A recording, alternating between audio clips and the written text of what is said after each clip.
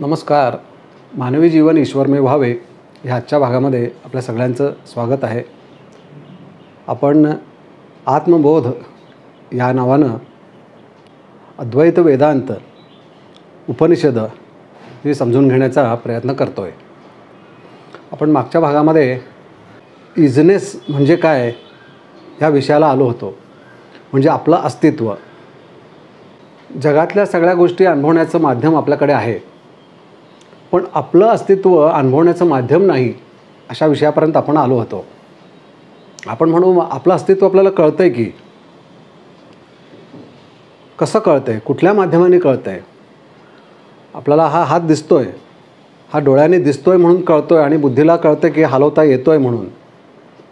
ज्या काही गोष्टी आपण बघतो आहे, ऐकतो आहे, बोलतो आहे, म्हणजे जे काय आपण पंचसंवेदना ज्या काही आहेत त्याच्या माध्यमाने आपण हे जग अनुभवतो आहे.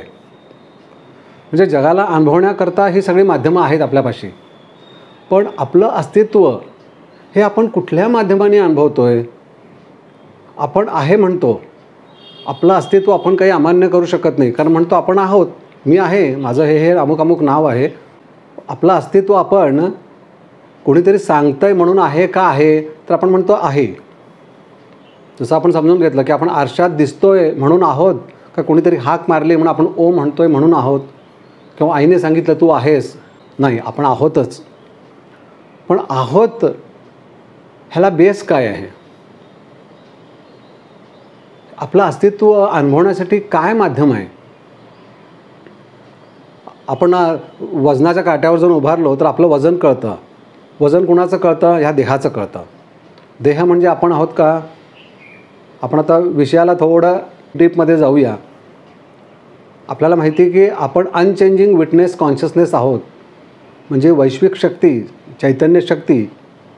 वेदांत काय सांगतं की तू न बदलणारी वैश्विक शक्ती आहेस, म्हणजे तुझं खरं अस्तित्व अनचेंजिंग विटनेस कॉन्शियसनेस आहेस.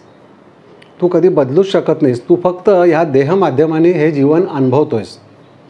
मग आपण मी म्हणून कुणाला म्हणतो, मी आहेच म्हणतो. वेदांत म्हणतं तू आहेस, पण तू जसा समजतोयस तसा नाही आहेस. तू तुझ्या विचारांना मी म्हणतोयस, तुझ्या मनाला मी म्हणतोयस, तुझ्या भावना, तुझ्या कल्पना, संकल्पना ज्या काही असतील, मग थोडक्यात त्या देहामध्ये विचाराच्या माध्यमाने तू स्वतःची जी काही निर्मिती केली आहेस त्याला तू मी म्हणतोयस, पण तो तू नाही आहेस. ज्या देहाला तू मी म्हणतोयस तो बदलणारा आहे आणि तू बदलणारा नाही आहेस. म्हणून आपण समजून घेतलं की सब्जेक्ट आणि ऑब्जेक्ट, तू स्वतः सब्जेक्ट आहे आणि बाकी सगळे ऑब्जेक्ट्स आहेत, कारण ऑब्जेक्ट हे बदलणारे असतात. आपण समजून घेतलं की लहानपणापासून आपल्याला सगळ्या गोष्टी आठवतात, कारण आपल्यात बदल नाही आहे. बदल हा देहात आहे, बदल हा विचारात आहे, भौतिक जगातील ज्ञानात बदल आहे. आपण पहिल्यांदा पहिली दुसरी शाळेत जात होतो, हळूहळू 10वीला गेलो, नंतर डिग्री घेतली, म्हणजे आपल्या भौतिक जगतातील ज्ञानात बदल आहे, देहात बदल होतो आहे. स्थिर हा तू एकटाच आहेस. तो जो स्थिर आहे त्याला ओळखायचं कसं. सब्जेक्ट हा कधीही बदलत नसतो, ऑब्जेक्ट हा बदलत असतो. थोडंसं आपण त्याच्यामध्ये आणखीन उतरून समजून घ्यायला पाहिजे. बदल हा स्थिरातून अनुभवता येतो. दोन्ही एकाच वेळी बदलत असतील तर त्याच्यात बदल अनुभवता येत नाही. एक स्थिर पाहिजे. आपण लहान होतो, आपल्याला आठवतं आहे, हळूहळू आपण मोठे होत चाललो आहे, म्हणजे आपण स्थिर आहोत, आपल्यात बदल नाही आहे. पण आपण आपल्याला बघतोय आणि आपण आपल्याला अनुभवतोय. उपनिषद सांगतात तूच अनचेंजिंग विटनेस कॉन्शियसनेस आहेस. अनचेंजिंग म्हणजे न बदलणारा, विटनेस कॉन्शियसनेस म्हणजे वैश्विक शक्ती. ती फक्त बघती आहे साक्षी नजरेनं काय चाललं आहे ह्या देह माध्यमामध्ये, काय काय बदल होत आहेत. आपण जन्मल्यापासून मृत्यूपर्यंत, मृत्यू हा देहाचा आहे, आपला नाही. खूप समजून घेण्यासारख्या गोष्टी आहेत. मग आता आपलं अस्तित्व समजून कसं घ्यायचं. जे आता आपल्याला अस्तित्व, आता प्रश्न असा पडेल की अहो मग आम्ही आहोत की, माझं जे अस्तित्व आहे ते मला समजतं आहे, पण ते अस्तित्व कशाचं आहे, विचाराचं आहे, बुद्धीचं आहे, मनाचं आहे. त्यालाच अहंकार म्हटलेला आहे. अहंकाररूपी मी म्हणून जो कोणी आहे त्याचं आपल्याला अस्तित्व माहिती असतं आणि त्याला आपण मी म्हणत असतो. म्हणून वेदांत सांगतो की तुम्ही अहंकाराला मी म्हणून जर का जगायला लागलात तर हे सगळे ऋणानुबंध आले, हे सगळे हेवे दावे आले, तू वेगळा मी वेगळा हे सगळं आलं, मग पुनर्जन्म आला. कारण जे काय सगळे विषय आपण इथं गोळा करतो त्याच्यातून काही आपली सुटका होत नाही. मग सुटका करण्याकरता पुन्हा नव्याने जन्म घ्यावा लागतो, म्हणजे पुन्हा नव्याने देह घ्यावा लागतो. हे संपतच नाही. आपण तर समजून घेतलेलं आहे की आपण जीवन जगत असताना आपण विचार बुद्धी मन म्हणजे थोडक्यात अहंकाराने जे जीवन जगत असतो, जे आपल्याकडे विषय असतात, जे आपण निर्माण करतो किंवा आपण जे गतजन्मातून घेऊन आलेलो असतो, त्या सगळ्या विषयालाच आपण मी म्हणत असतो. माझं आहे, माझं अमुक अमुक नाव आहे, माझी अमुक अमुक डिग्री आहे, जे मी मी मी म्हणत असतो तो विषय सूक्ष्म आहे. सूक्ष्मातून आपण कसं स्थूल सूक्ष्म आणि कारण आपल्याला शब्द ऐकून माहिती आहेत आणि तो थोडा विषयही आपण माझ्या चॅनल जर का पहिल्यापासून ऐकत असाल तर आपल्याला समजलं असेल की स्थूल देहाने आपण जीवन जगत असतो, म्हणजे आपण कर्म स्थूल देहाने करतो आहे, परंतु विषय सूक्ष्मात आहेत. कारण आपण कल्पना करतो, कल्पना दिसत नाही आहेत, विचार करतो, विचार दिसत नाही आहेत, मनात आलं म्हणतो, मन दिसत नाही आहे, कुठल्या डॉक्टरांनाही दिसलं नाही आत्तापर्यंत, खूप डोकं दुखतं आहे म्हणतो, विचाराची घालमेल होती आहे म्हणतो. कुठं आहेत विचार?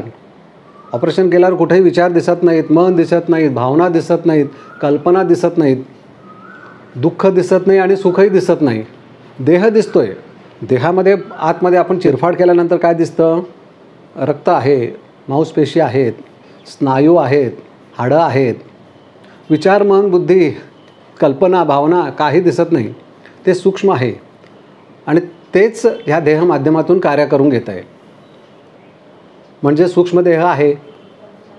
आपल्या सगळ्या ऋषी मुनींनी वेदांतात उपनिषदात सगळ्यात सांगून राहिलं की स्थूल सूक्ष्म आणि कारण. स्थूल देह हा कार्य करतो आहे, सूक्ष्मातून कार्य केलं जातं आहे, परंतु सूक्ष्मदेहातून जोपर्यंत त्या सूक्ष्मदेहाला जाणीव होत नाही आपण खरे कोण आहोत, तोपर्यंत हा सूक्ष्मदेह पुन्हा नव्याने देह धारण करणार, कारण त्याच्यातले विषय संपत नाहीत. मग जोपर्यंत आपल्याला देह माध्यमातून आपलं खरं अस्तित्व काय आहे हे जोपर्यंत कळत नाही तोपर्यंत मुक्ती नाही म्हटलं आहे. तर मुक्ती म्हणजे नक्की काय? मेल्यानंतर मुक्ती आहे का? मेल्यानंतर कशी असेल? मरण म्हणजे काय आहे? सूक्ष्मदेह बाहेर पडणं. आपल्याला आता हा विषय माहिती झाला आहे, पुन्हा तो सगळा सांगत नाही.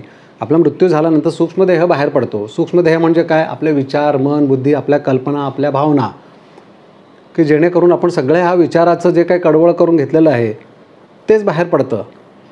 परवाच कुठला तरी मी व्हिडिओ बघत होतो, त्यात तरी इतकं सुंदर सांगितलं की मेल्यानंतर काय अनुभवता येतं, तर काहीच फरक नाही म्हणाले ते. नियर टू डेथ एक्सपिरियन्सवर भरपूर रिसर्च चालू आहे जगभरामध्ये, भरपूर संशोधनं चालू आहेत, भरपूर मोठमोठे सायंटिस्ट आणि डॉक्टर त्याचा अभ्यास करत आहेत की मृत्यू झाल्यासारखं वाटला आणि पुन्हा तो मनुष्य म्हणजे आत्मा बाहेर पडला आणि पुन्हा आतमध्ये आला आणि त्यांनी ज्यावेळेला ते अनुभवलं देहविरहित अवस्था, देह आपला दिसतोय, त्याच्यावरून त्यांनी संशोधन करून भरपूर जण याच्यावर संशोधन करणारे जगभरात लोक आहेत. तुम्ही यूट्यूबवर जर का सर्च केलं तर मृत्यूनंतरचं जीवन आणि मृत्यू म्हणजे नक्की काय असंख्य व्हिडिओज आहेत. तर मृत्यू म्हणजे काय, तर आत्ता आहे तशीच अवस्था असती, फक्त देह नसतो. म्हणजे मुक्तता नाही, म्हणजे आपण स्वतःचं खरं अस्तित्व काय हे तिथंही कळलेलं नसतं. आपल्याला आता सध्या आपण कामासाठी बाहेर निघालो आहे म्हणजे काय, काहीतरी विचार आहेत, काहीतरी कल्पना आहेत, आपलं अस्तित्व आपण देह माध्यमाने आपलं ठरवलेलं आहे. आपण आपला जो अहंकार आहे त्याच्यामध्ये की मी असं आहे, माझं असं नाव आहे, ते तिथंसुद्धा देहातून बाहेर पडल्यानंतर तो तसाच असतो. मग तो अरेचा देह नाही आहे त्याला कळतं. मग आता पुन्हा ते सगळे विषय पूर्ण करण्याकरता पुन्हा देहाची गरज आहे. त्याला लगेच गर्भप्राप्ती होती म्हटलं आहे.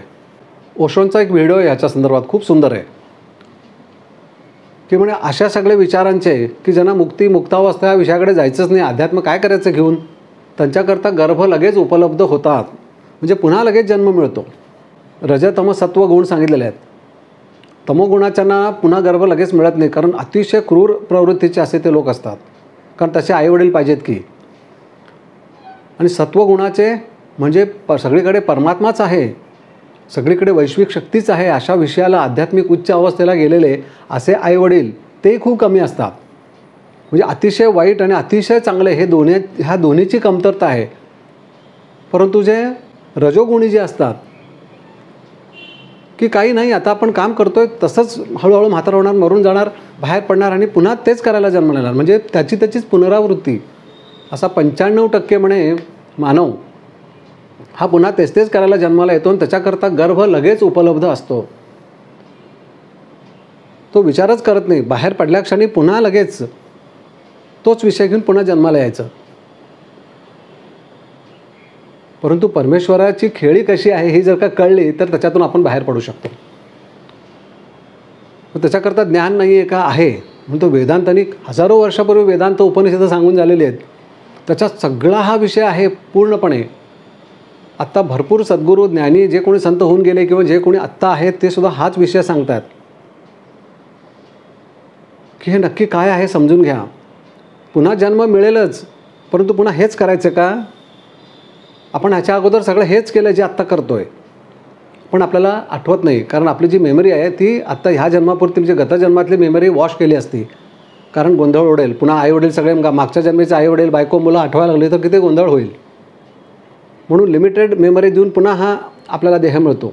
पण आत आलेला असतो कोण? तो सूक्ष्मदेहच असतो आणि तो सगळ्या विषय घेऊन आलो असतो, तो सगळे ऋणानुबंध घेऊन आलेला असतो. हा सगळा मायेचा खेळ आहे म्हटलं आहे. ती माया काय करते? पुन्हा जन्माला यायचं ना, ये की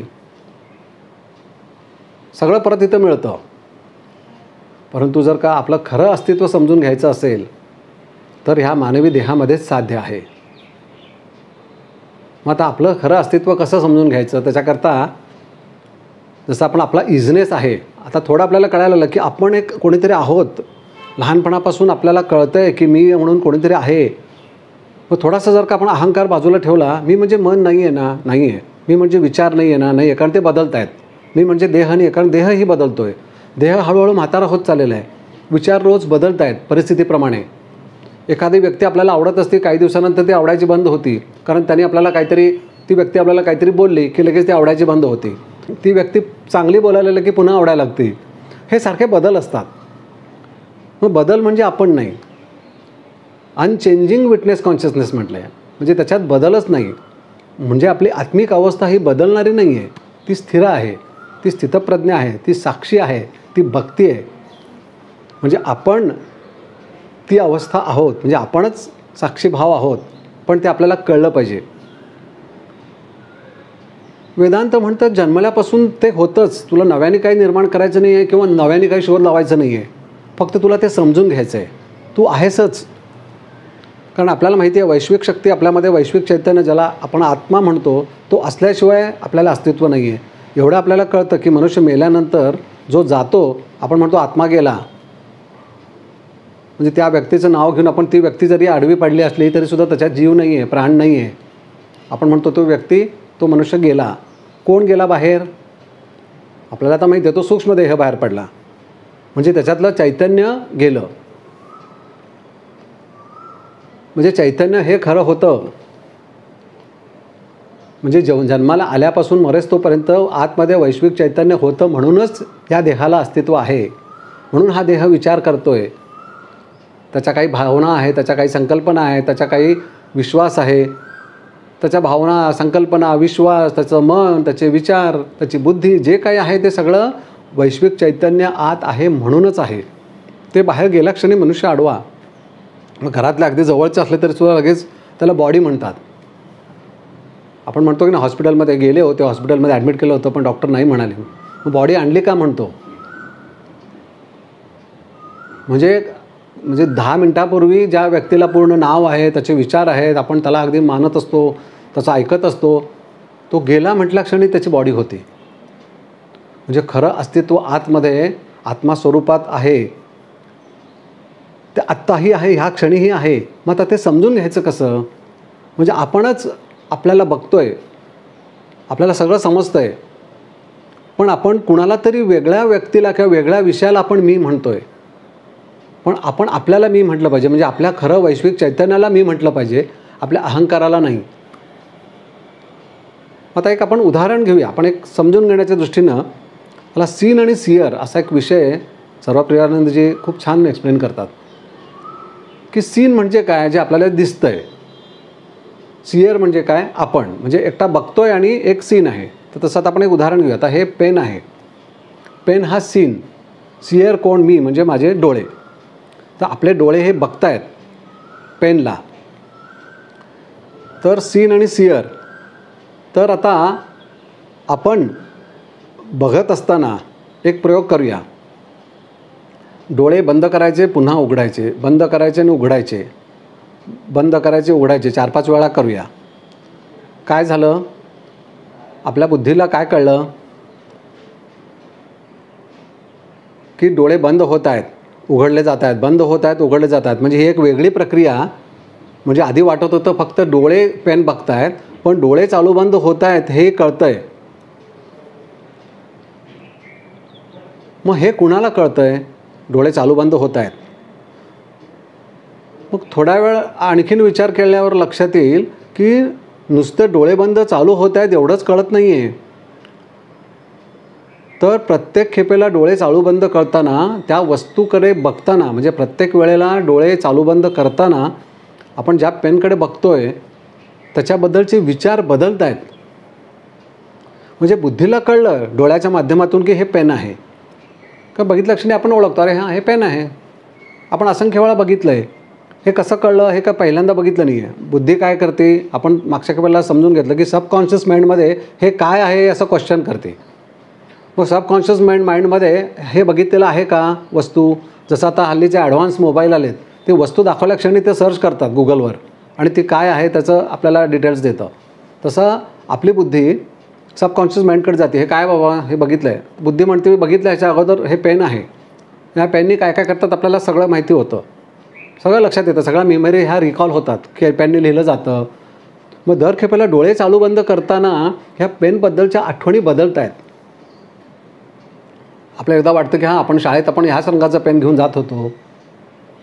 मग नंतर आपण नोकरीधंदा करायला लागल्यानंतर ऑफिसला हेच पेन घेऊन जात होतो, म्हणजे असलंच नेत होतो.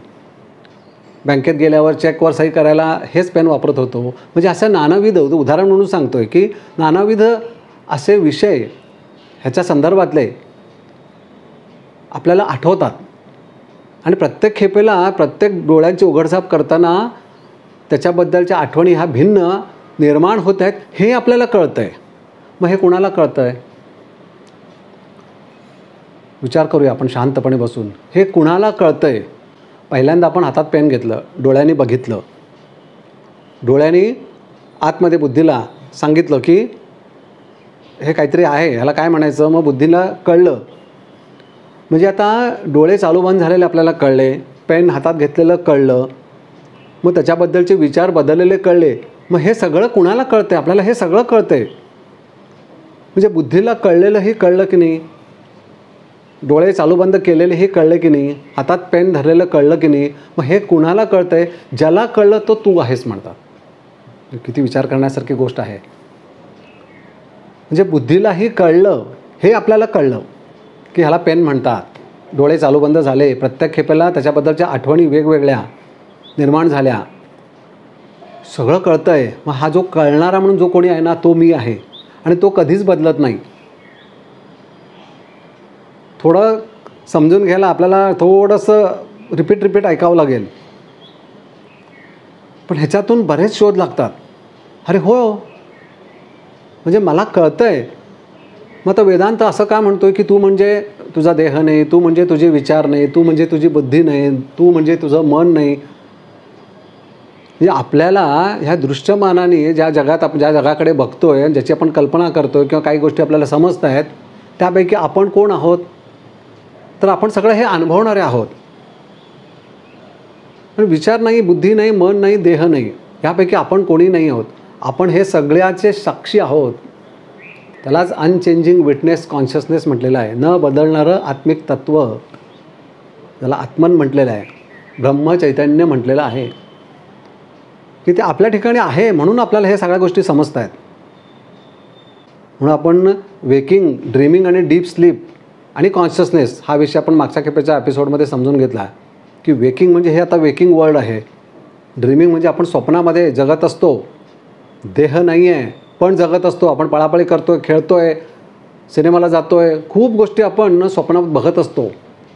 कुठेतरी मारामारी चालू असते, युद्ध चालू असतं, काही ना काही सगळ्याचं कॉम्बिनेशन आपण म्हणजे आपली बुद्धी, आपलाच कॉन्शियसनेस बुद्धी माध्यमातून सबकॉन्शियसमधून काही मेमरीज किंवा अशा काही गोष्टीची काल्पनिक एक जग निर्माण करतं आणि त्या जगामध्ये आपण असतो. आणि मग डीप स्लीप आहे. डीप स्लीपमध्ये सगळं शून्य, काही आठवतच नाही, कशाचं अस्तित्वच नाही आहे, फक्त आपलं अस्तित्व आहे. कारण आपण जागे होतो, जागे झाल्यावर कळतं की अरे किती गाढ झोप लागली होती, किती वाजले म्हणून आपण घड्याळाकडे बघतो. आपलं अस्तित्व त्यावेळेला कसला विचार करतं, कसलाच विचार करत नाही. ड्रीमिंगमध्ये काहीतरी विचार चालू आहेत, कारण जो कॉन्शियसनेस आहे त्याच्या माध्यमातून म्हणजे कॉन्शियसनेसच्या माध्यमातून आपली बुद्धी एका जगाची निर्मिती करते आणि त्या जगात आपण असतो. पण डीप स्लीपमध्ये फक्त अस्तित्व आहे पण कशाची निर्मितीच नाही आहे. त्यामुळे विचार सगळे बंद आहेत. म्हणून थोडक्यात आपलं देहभान हे संपुष्टात येतं.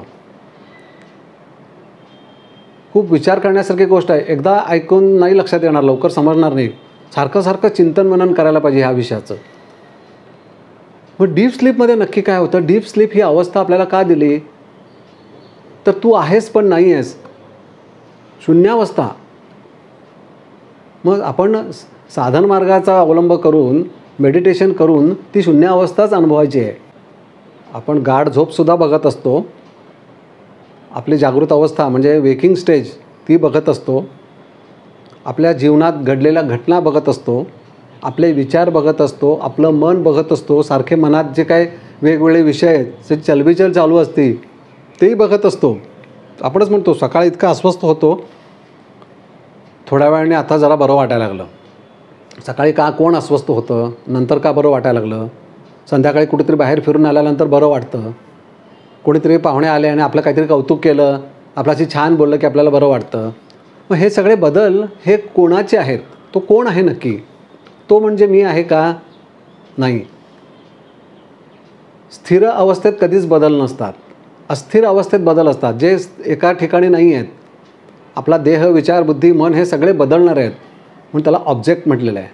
Subject is not changing, objects are changing. Subject कायम स्टडी असतात, फिक्स असतात. म्हणजे आपली आत्मिक अवस्था ही स्थितप्रज्ञ. उपनिषद काय सांगतात? तुझं खरं अस्तित्व काय आहे हे समजून घे. ते ब्रह्मचैतन्य आहे.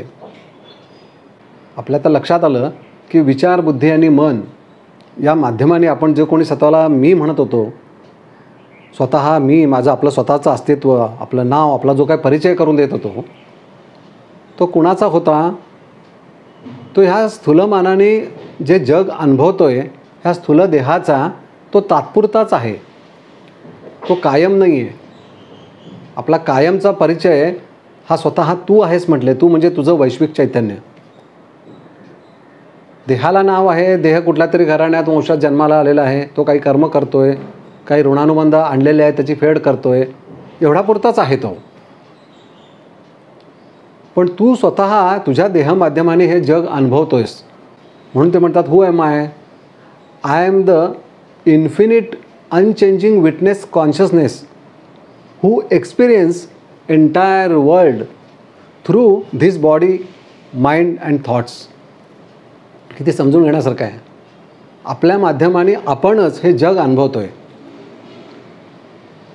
माध्यम पाहिजे ना जगाला अनुभवायला.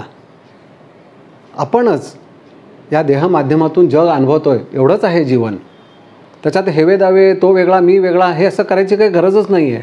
त्याच्या दृष्टीने आपल्या स्थूलमानाने, विचाराच्या माध्यमाने, अज्ञानाने भरपूर काही गोष्टी आहेत, पण ज्ञानाने मात्र काही नाही आहे. म्हणून तो हे सगळे सद्गुरू, साधू, संत, जेवढे ऋषीमुनी आपल्या देशात होऊन गेले त्या सगळ्यांनी एकच सांगितलं, तू स्वतः कोण आहेस हे समजून घे. म्हणजे जगाकडून अपेक्षाच संपून जातील. तू स्वतःच वैश्विक शक्ती आहेस, तू ब्रह्मचैतन्य आहेस म्हटल्यानंतर जगाकडनं तू काय मागणार? पूर्ण जगाच्या निर्मितीमध्येच तू आहेस. म्हणजे तुझं खरं अस्तित्व आहे, म्हणजे तुझं वैश्विक शक्ती, म्हणजे तू ज्या वैश्विक शक्तीचा भाग आहेस तीच वैश्विक शक्ती या पूर्ण विश्वाचा सांभाळ करते आहे, किंवा ती सगळ्याच्या मुळाशी आहे. मग कसली जगाकडनं अपेक्षा? कुणी मला काहीतरी चांगलं म्हणावं, कुणीतरी माझ्यासाठी काहीतरी करावं, हे सगळं अज्ञान आहे म्हटलं आहे. कारण फक्त देहपरत्वे आहे, त्याच्या विचारापरत्वे आहे, त्याच्या कल्पनेपरत्वे आहे. गतजन्मातला एक अपुरा विषय, ते सगळे विचार विषय घेऊन आपण येतो, हे देहमाध्यम आपल्याला मिळतं आणि पुन्हा या जगामध्ये आपण स्वतःला पुन्हा अडकवून घेतो. हे सगळी प्रक्रिया देह बदलायची, म्हणून पुनरपी जननम पुनरपी मरणम म्हटलेलं आहे. जोपर्यंत ज्ञान होत नाही तोपर्यंत पुन्हा जन्माला येणारच. पण ज्ञान झालं की या सगळ्यातून सुटका आहे, त्यालाच मुक्ती म्हटलेलं आहे, त्यालाच मोक्ष म्हटलेलं आहे. म्हणून हे सगळे साधू संत सद्गुरू आपल्या जेवढे आपल्या देशामध्ये संत होऊन गेले त्या सगळ्यांनी हाच विषय सांगितला. फक्त सांगायच्या पद्धती भिन्न आहेत. कारण एकदम अवघड काही सांगायला गेलं तर कळणार नाही. पण सगळ्यात शेवटचा पॉईंट हाच आहे की तूच ब्रह्म आहेस. म्हणून ब्रह्मसत्य जगन्मिथ्या हे सगळ्यांचं कॉमन आहे. फक्त मग आधी आपल्याला काहीतरी कळत नाही, हो मग आम्हाला काहीतरी समजण्यासारखं सोपं असं काहीतरी करून द्या. म्हणून मग आपला सुरुवातीला ह्या सगळ्या देवदेवतांच्या कृपाशीर्वादाची गरज आहे. आपण पहिल्या भागात समजून घेतलं की ह्या सगळ्या देवदेवतांची पूजा अर्चा करून त्यांच्याकडून कृपाशीर्वाद मिळून आपलं मन शुद्ध करायचं, चित्त शुद्ध करायचं, भक्तिभाव निर्माण करायचा आणि मग हळूहळू मन एकाग्र करण्याकरता ध्यानधारणा. मग मन एकाग्र झालं की मग हळूहळू ज्ञानप्राप्ती. मग ज्ञानाच्या माध्यमातून आपण खरे कोण आहोत हे आपल्याला कळायला लागतं. पण मी म्हणजे वैश्विक चैतन्य हे कळायला पाहिजे. तेव्हा खेळ संपला. खेळ संपला म्हणजे काय, हे जग संपून जात नाही आपल्यासाठी, तर ह्या जगातला आनंद घेता येतो. ती जी वैश्विक शक्ती आहे ती सच्चिदानंद स्वरूपात आहे. मग तो जो काही आनंद आहे तो कायमस्वरूपी आपण साध्य करून घेऊ शकतो. म्हणून आपण हे सगळे मोठमोठे महाराज, मोठमोठे जे संत आहेत त्यांना आपण त्यांचं नाव घेण्या अगोदर सच्चिदानंद म्हणतो. तर सच्चिदानंद अवस्थेत ते असतात, कारण मूळ परब्रह्म अवस्थेशी ते जोडले गेलेले असतात. ते म्हणतात मी आणि तू ह्याच्यात भिन्नता नाही आहे, फक्त अज्ञान ही भिन्नता आहे. ते अज्ञान गेल्या क्षणी तू आणि मी एक आहे असं लक्षात येईल, असे सद्गुरू सांगतात. म्हणजे थोडक्यात हे नको असलेला पोर्शन काढायचा की जो ओरिजिनल आहे तो आहेच आतमध्ये. फक्त नको असलेला पोर्शन काढणं हे आपलं कर्तव्य आहे, आपलं काम आहे, की जेणेकरून आपण ह्या जन्मात ते मिळवायचं, ते समजून घ्यायचं. पुन्हा पुन्हा जन्माला काय सगळेजण येतात. मनुष्य हळूहळू म्हातारा होतो, मरून जातो, सगळे विषय तसेच राहतात. माझं जे काय माझं माझं माझं म्हणून जे काय तो करतो, माझी इस्टेट, माझं बँक बॅलन्स, माझी इन्व्हेस्टमेंट, हे संपतच नाही. ते सगळे विषय शून्य झाल्याशिवाय मुक्ती कशी? निर्विषय निर्विचार अवस्था ही सगळ्यात महत्त्वाची म्हणून सांगितलं आहे. मग ती होणार कशाने? ती ज्ञानानेच होणार. मी काही घेऊन आलो नाही आणि मी काही घेऊन जाणार नाही, माझं काही नाहीच आहे. हे अज्ञानानं देहमाध्यमाने गोळा केलेलं आहे, मी नाही केलेलं. कारण मी म्हणजे वैश्विक चैतन्य, आत्मिक शक्ती, तीच खरी आहे. ह्याचा बोध होणं यालाच आत्मबोध म्हटलेलं आहे. तर आपण ह्याच्या पुढल्या भागामध्ये जे रिफ्लेक्टेड कॉन्शियसनेस म्हणून आपण शब्द ऐकला तो नक्की काय आहे हे समजून घेऊया. नमस्कार.